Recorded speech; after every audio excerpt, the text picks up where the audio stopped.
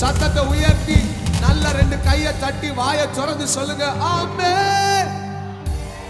உம்மை பாடுவதால் என்னில் தோல்வி இல்லை, உம்மை துதிப்பதினால் என்னில் குறைவே இல்லை. எத்தனை பேர் சொல்ல முடியும் அவரை பாடுறதுனாலதான் இன்னைக்கு உயிரோட இருக்கிறேன்? நான் சொல்ல முடியும் ஊழியத்துக்கு வந்த நாள்ல இருந்து அவரை மகிமைப்படுத்துறதுனாலதான் இன்னைக்கு நமக்கு 4 பேர் சோறு போடுறான். ஒரு ஆமென் சொல்லுங்க. அவரை உயர்த்துறதுனாலதான் இன்னைக்கு நான் சந்தோஷமா இருக்கிறேன். அவரை உயர்த்துறதுனாலதான் நான் உயர்ந்து கொண்டே போறேன். நான் விசுவாசிக்கிறேன் இந்த கூட்டங்களுக்கு பின்பதாக கர்த்தர் உன்னை உயர்த்துகிற விதமே மாற போகிறது. இதுவரைக்கும் பார்க்காத ஸ்தானங்களுக்கு கர்த்தர் உன்னை கொண்டு போக போகிறார். இதுவரைக்கும் அறுவடை செய்யாத ஆசீர்வாதங்களை தேங்க்யூ கையை தட்டி பெற்றுக்கொள்ளுங்க பார்க்கலாம். இதுவரைக்கும் அறுவடை செய்யாத ஆசீர்வாதங்களை நீங்க அறுவடை செய்ய போறீங்க. இதுவரைக்கும் பார்க்காத கனத்தை கர்த்தர் உங்களுக்கு நிச்சயமாய் கொடுப்பார். சத்தமாய்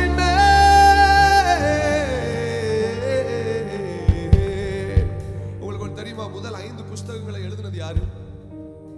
யாரு யாரு? ஆதாமின் கதை எழுதினது யாரு? நோவாவின் கதை எழுதினது யாரு? யோசேப்பின் கதை எழுதினது யாரு? தான் கதையை எழுதினது யாருதான்? மோசேட்ட ஆண்டவர் ஒரு வார்த்தையை சொல்றாரு. நூனின் குமாரனாகிய யோசுவா அவன் தொடர்ந்து தரித்திருந்த ஆண்டவர்கிட்ட ஒருவேளை மோசே கேள்வி கேட்டுக்கலாம், ஆண்டவரே என் பேரை சொல்ல மாட்டீங்களா? ஆண்டவர் நான் சொல்றது எழுதுற ஒரு ஆமென் சொல்லுங்க பார்க்கலாம். ஆவியானவர் எதுக்கு அப்படி சொன்னார்னா அவருடைய பிரசன்னத்துல காத்திருக்கிறவர்களை அவர் கனம் பண்ணுகிறார். அவர் கனம் பண்ணுகிறார். சீயோன் திருச்சபைக்குரிய கனத்தை நிச்சயமாய் நீங்கள் சில ஆட்கள் கை தட்டவே மனசு வர மாட்டேங்குது. பரவாயில்ல பரவாயில்ல பரவாயில்ல நல்ல கையை தட்டலாம். சத்தத்தை உயர்த்தி ஒரு ஆமென். ஹல்லேலூயா. அவரை பாடுவதே அவரை உயர்த்துவதே எங்களுக்கு மேன்மை. Here we go.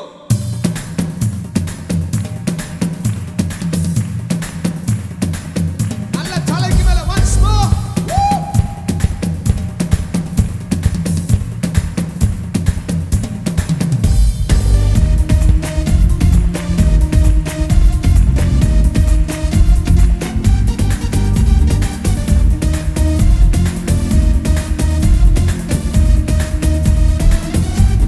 பரிசுத்தரே